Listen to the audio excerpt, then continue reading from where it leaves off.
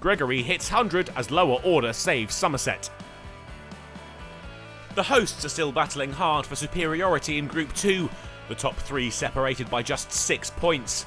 Hampshire are a further 10 behind third-placed Surrey, but a win at the Cooper Associates County Ground could see them leapfrog Somerset into second place. And it was the visitors who laid an early marker. Electing to bowl after winning the toss, they had a wicket with no runs on the board. Byron bowled by a Barker beauty. The captain helped his side to 20 runs before he also went to Barker, out via an inside edge. The experienced head of James Hildreth was dispatched with by Barker too, the bowler with 3 for 4 when he had the number 4 caught behind. Make that 4 for 4. The finger raised when Bartlett was struck on the pads, and he offered no shot. Somerset in some real trouble now. They'd recover to almost double the score, but were still shy of 50 when Wheel had them 5 down. Goldsworthy caught behind for 7. Banton and Davis had Somerset past 50 runs and began to find their feet as a partnership. They took their side to 78 at the break. Some order restored, but plenty more to do in the afternoon. Banton looked like the right man in at the right time. He took the attack to Hampshire with some defiant batting. He was scoring at a run a ball, his partnership with Davis worth 50, and soon they found 3 figures. The Somerset number 7 was threatening to go to 50, into the 40s early in the afternoon session, but he couldn't get there. Barker got the ball to talk again, the stumps clattered, and the Hampshire bowler had a well-deserved 5-wicket bag. Davis too had designs on a 50, also in the 40s when he lost his partner, but he wasn't able to get there either. Barker back for his 6th in his next over.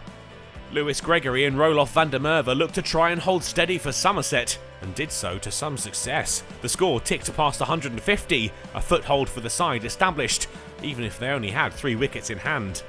They ploughed on. The morning session disappeared into the rearview mirror as both men looked in good touch and began to set their sights on 200.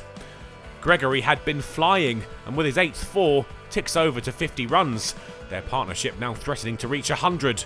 A 6 slapped over the leg side had Somerset on 200 runs, the recovery well and truly on. And he joined his mate on 50, a single sufficient, the innings ballistic, the mark came off 55 balls, featuring 2 sixes. Once again, the Somerset lower order was salvaging the innings, and they were doing it with confidence. T reached with the score 232 for 7, the session a much improved one for the hosts. And there was no stopping them at the resumption. Disruptions to the session due to bad light did little to slow them.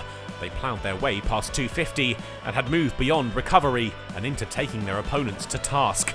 They were soon knocking on the door of 300 runs, a feat that looked to be extremely difficult to achieve when they were 43 for 5 earlier in the day. Roloff van der Merwe came to an end at the hands of Brad Wheel. The bowler's fielding found the stumps at the non-striker's end, and his intrepid innings was over. Gregory remained though, and kept his foot firmly to the floor. A 6 launched down the ground took the side to 300, but he wasn't done there. He sealed his century in style. Abbott sent to the fences for 4, and he'd reached 100 off 135 balls. The big South African got his revenge. The Somerset all-rounder bowled. Surely that was the end of their lower order resistance.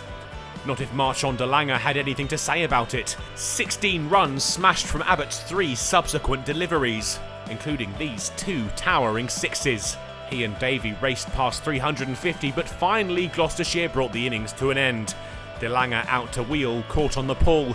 Somerset all out for 360. And that's where the day would end. The light not good enough for Gloucestershire to get started. They'd have to wait until day 2 to get their innings up and running.